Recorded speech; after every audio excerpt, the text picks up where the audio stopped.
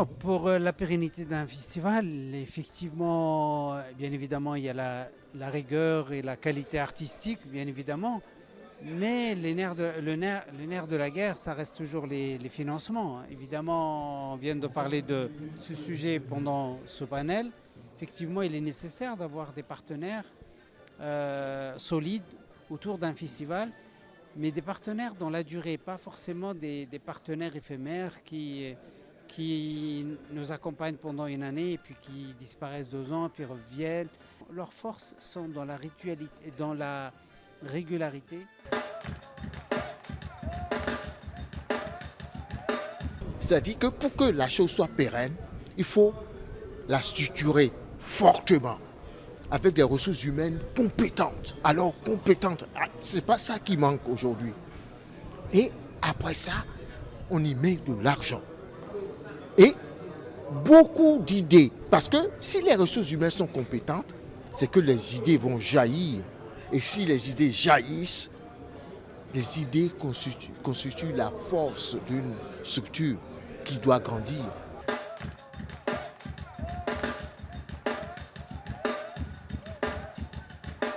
Les mécanismes de financement, comme on le dit, elles sont nombreuses.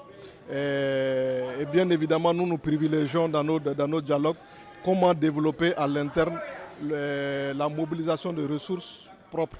Ressources propres dans quel sens, que ce soit dans un mécanisme de billetterie, de levée de fonds en termes de sponsoring, en termes de mécénat, qui sont des aspects importants qui contribuent aussi à nourrir en fait ce modèle économique qui peut vous permettre de vous inscrire dans la durabilité. Et bien évidemment, nous conseillons également que tout ceci doit soit accompagné vraiment d'une ressource humaine bien formée, bien renforcée, surtout en termes de renforcement de capacité, qui va aider aussi à nourrir réellement tout ce mécanisme que vous mettez en place. Donc bien évidemment, on ne peut parler de tout ça sans parler de l'intervention de l'État. Et nous pensons que l'État a un rôle régalien dont elle doit faire face, mettre les conditions de sorte à ce que ces festivals puissent s'épanouir. Parce que le FINAB est un événement qui est à sa 2e édition.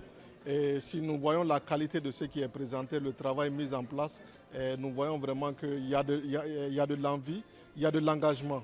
Et je pense que c'est un festival qu'il va falloir compter sur le FINAB dans les années à venir, vraiment dans le milieu culturel africain, surtout dans le domaine des festivals. Et comme je le disais dans une de mes interventions, ça me rappelle beaucoup celui du cas de Ségou, parce que je me dis qu'il se rapproche beaucoup de ce modèle. C'est effectivement un démarrage sur des ressources propres qui, à long terme, vous permet vraiment de vous renforcer, de sorte que vous avez une certaine autonomie que vous arrivez à mettre en place. Donc ça, c'est très important et je pense vraiment, à mon avis, que si le FINAB continue à travailler en ce sens, travailler sur l'inclusivité, faire de sorte à ce que l'ensemble des Béninois vraiment dans la communauté soit impliqué et qu'elle arrive à développer ce modèle économique, je pense qu'il y a des beaux jours qui l'attendent.